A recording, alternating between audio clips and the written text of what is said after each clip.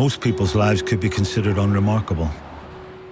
Aside for one or two defining moments, moments where people find out who they really are.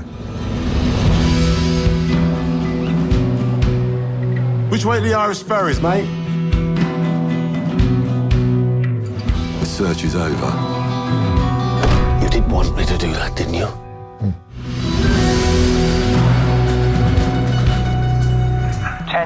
Oh, I don't know the call for this. There's been a terrorist incident. A what? They were speaking their own language. They weren't speaking in English. You don't think they could have been speaking Welsh? This gentleman been sent by a crime family who are intent on taking over your turf. Hand over your takings. How much is it? £1.20. Oh, come on. We usually encourage tourists to stick to sightseeing. Anything unusual today? Do you have anything to chop him up with? Nothing out of the obvious. What can anyone tell me about our friend in the toll booth? No one will tell the truth when it comes to you. I want to know why. I done a terrible thing a long time ago. Somebody's gonna have to pay for it. Shit just got dark, boy.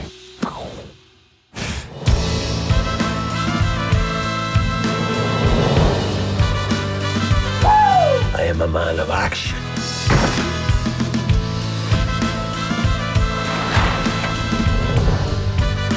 How much of what you told me is true?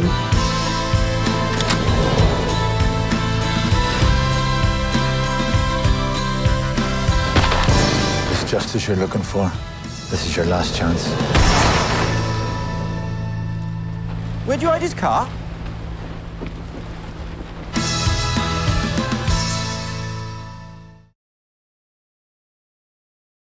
Starting to roll out across Australian cinemas is The Toll, a twisting, turning, blackly funny crime thriller set in a small Welsh town where everyone seems to have a dark-hearted agenda and crooked past and present, quite frankly. Everyone, that is, except lawwoman Officer Catrin, played with a, let's say, a sturdiness of character and an immense charm by our guest today. Welcome to Screen Watching, the talented and beautiful ANNES Elwy. Thank you very much. That was very kind. Oh, did I get the surname right this time? You got my name right, but you've got the character name slightly off. What did I say? Oh, Catrin. You said Catrin, or, just a more jazzy version. It's great. I worked so hard on your name, didn't even think about the character name. I'm so sorry. Well, listen, let's talk about what jumped off the page most about now I'm thinking about it. Catrin. What aspect was going to be the most fun, or I guess the most challenging to play? I think what stood out about Catrin was that she's obviously so different to everybody else in the film.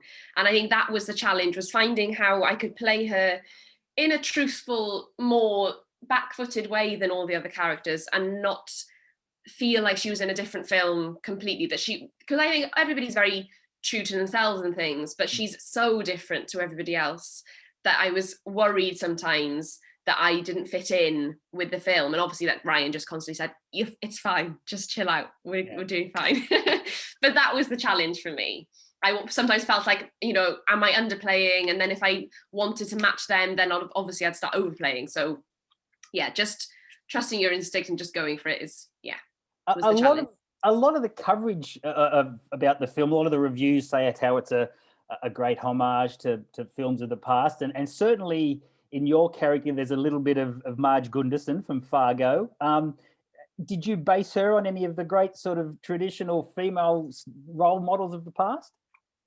I didn't. Matt and Ryan, Matt the writer, they'd asked me to watch a film called The Guard, which is an Irish... It's just a really, really Irish film. And that's what they were going for. They just wanted us to be very blunt about the fact that this was a Welsh film, a Pembrokeshire film, because sometimes Welsh productions, they try to be Scandinavian or they try to be something. And they wanted this to be unapologetically Welsh and it's obviously a small town with small people, but with big lives.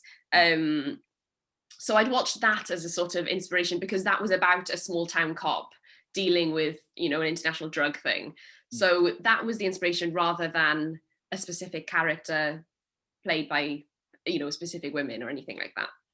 Sure. So tell us about being Welsh, about being a young actor in Wales. How did you explore and learn about acting in those early years? Wales is really big on culture. So we grew up, there's a national culture festival every year called the Eisteddfod, where you compete in either things like singing or musical instruments or reciting poetry. And so I loved that. That was the highlight of my year every year. I had to do choir and I had to do poetry and I had to do some scenes. So I think that was really influential. And also I'm sure like chapel is a big thing. I'm not religious, but going to chapel was quite, you get used to going up and reading your thing. And I think I just got into it. And I'd make up stories and pay, my parents would have to pay to come into the living room to watch me make up stories. Sure. So it was just in me from the beginning, I think. Oh, it's a wonderful trajectory, and I know you've had plenty of stage work and your learnings were in the theatre early on. But shooting a film is a very different experience. What was the collaboration with Ryan Hooper like, who I guess is himself a first-time director? So me and Ryan had crossed paths about 10 or 15 years previous to this, before I was, I don't think I was in drama school at that point.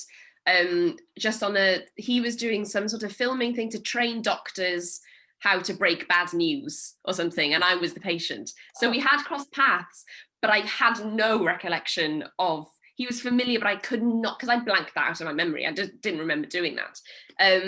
But working with him was lovely because he's such a chilled out guy and had this small budget to make this film and aimed so high, had these wild ideas and wild visions. And so it was really nice to work with someone that was so ambitious, but so chilled out at the same time and so kind, just is the kindest guy you could ever work with. And I think I've done TV and I've done theatre, and I think for me, doing films, specifically low budget films like this one, it feels closer to theatre because there is that community feeling and you're all in it together. You're all there for the, month or whatever. You're living next to each other. You have your dinners together. You wake up early. You get in the mud. You get in the rain. All of that. You do it together. And so I love that sort of thing. I like to get to know the crew. I like to just hang out with people. Well, I guess that brings me back to a question about shooting in this part of Wales. It looks like stunning countryside, but it looks freezing and muddy and very Welsh, I guess you could say, as we understand Wales to be. What's it like being on location and creating a film with this sort of mood?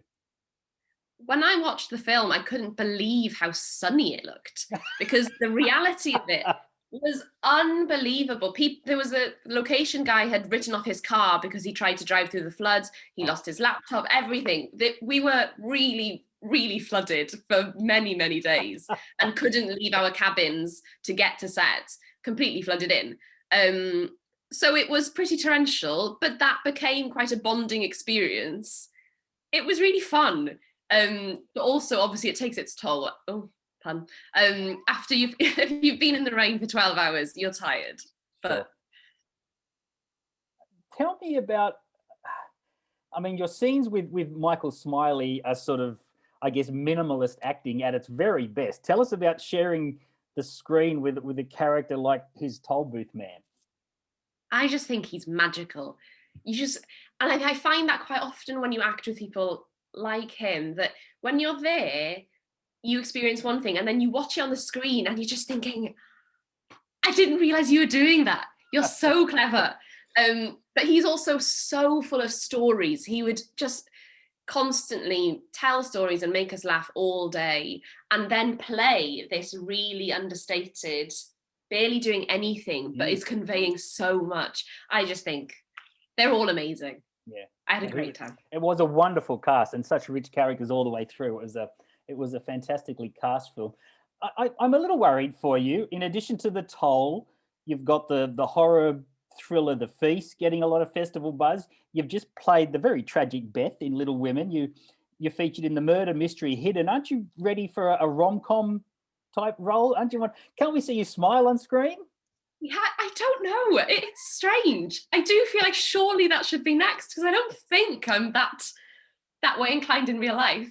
Yeah, I think it is about time I did something lighthearted and fun and uplifting, probably. Yeah, you're choosing your projects incredibly well. I mean, as I mentioned, the feast is getting a lot of buzz around town. I've only just in researching to talk to you that saw that it's gone into Fantasia Fest over in Canada, so it's hitting all the big festivals. And I know the Toll has had a great critical response all around the world. So when you go into a script, or I guess more importantly, where were you at the point where you saw these scripts and said to yourself, yeah, these are the characters I want to play now. These are the people that I can connect with the most?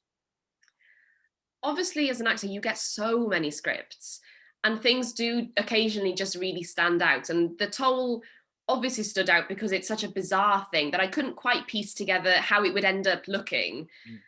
And I had to then just trust in Matt and Ryan, which I really did. We went, they sent through the script.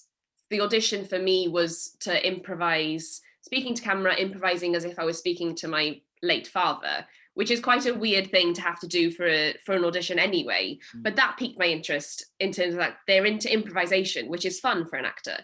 And then we went to the pub to talk about the script, and all of the process was just really normal. And I liked, it means that you go into a project feeling warm, feeling comfortable, feeling like these are your friends. So there was that. And then the feast, I'd never read anything like the feast. And especially because my character, she's present all the time, but she barely says anything. She sings and she plays with people's minds. And so that's naturally going to be intriguing. And I'd worked with some of those actors in Hidden. I'm kind of getting lost with names. And in Hidden, I was playing a psychopath. Yeah. And that was great. It's just, you just connect with the scripts, but also the people making them. I think Ryan and Matt were such lovely people and so charismatic and so excited about this. And that's why they've got the cast that they wanted, because they didn't have the budget to get the cast that they, but they've acquired these people because the script is so intriguing and they're so lovely and engaging. I think doing films, it's a rounded package. You need the good script, but you also need to be sure that you're going to have a really fun time making it. I feel so incredibly fortunate because I think I've got you right at the start of what is going to be a massive acting career, and I think you've got an enormous future ahead of you, incredible talent on screen. So ANNES, Elwy, thank you so much for being part of Screen Watching. Can you say thank you? It was lovely to talk to you in Welsh. Diolch yn fawr, ond hyfryd siarad efo chi. Oh, thank you, ANNES. All the very best.